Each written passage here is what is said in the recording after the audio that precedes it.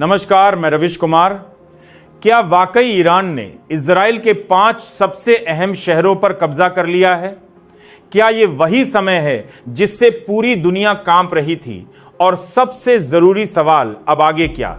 तो साथियों, आज की इस विशेष रिपोर्ट में आपको लेकर चलेंगे उसी घटनाक्रम की गहराई में जो इतिहास की दिशा ही पलट सकता है।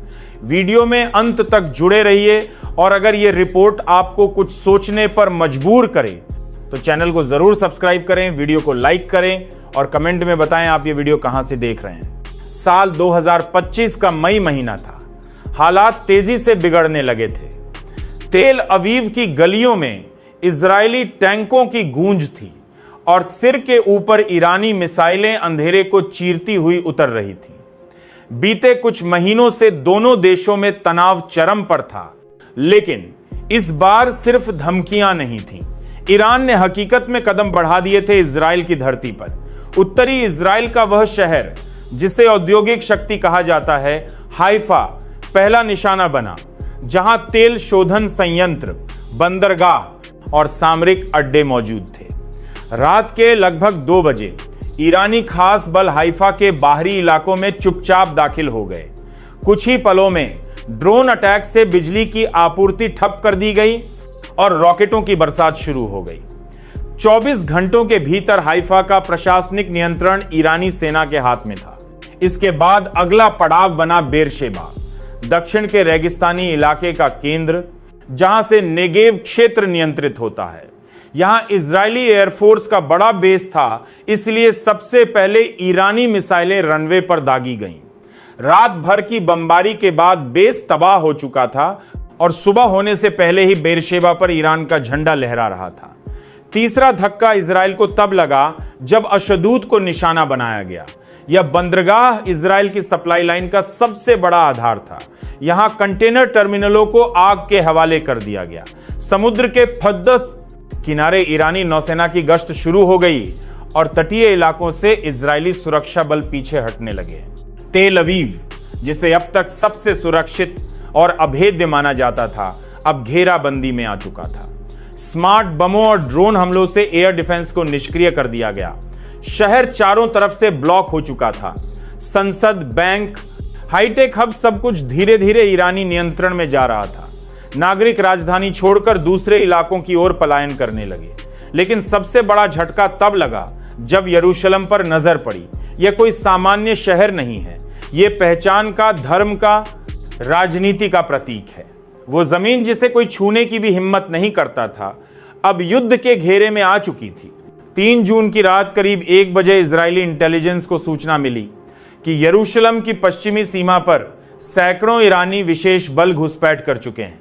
पहले तो किसी ने इसे अफवाह समझा, लगा शायद ये सिर्फ दबाव बनाने की कोशिश है।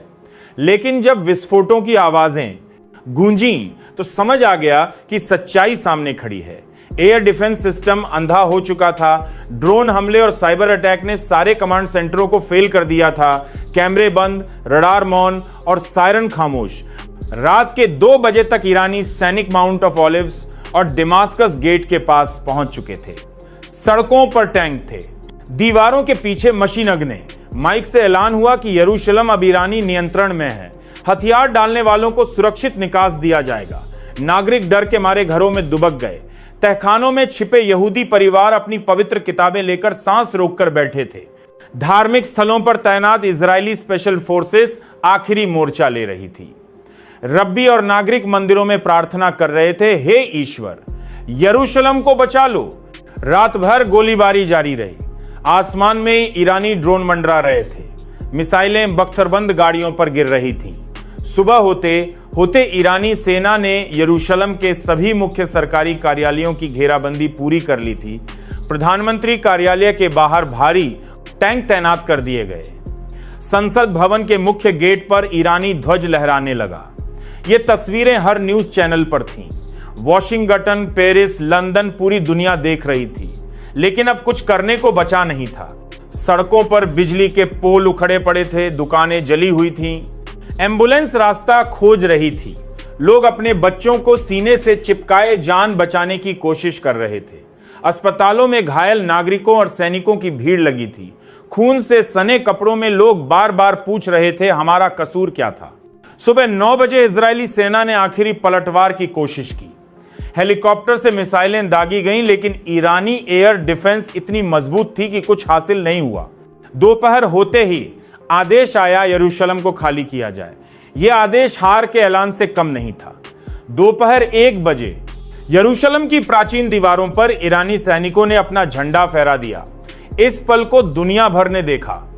न्यूयॉर्क से लेकर टोक्यो तक हर जगह टीवी स्क्रीन पर एक ही दृश्य था। संयुक्त राष्ट्र ने आपातकालीन बैठक बुलाई, लेकिन तब तक सब कुछ खत्म हो चुका था। यरूशलेम, वो शहर जिसने सदियों तक संघर्ष झेला, आखिरकार 2025 में झुक गया। दुनिया को यह समझ आ गया कि युद्ध में सिर्फ ताकत नहीं, सही फैसले और धैर्य की भी जरूरत होती है। और जब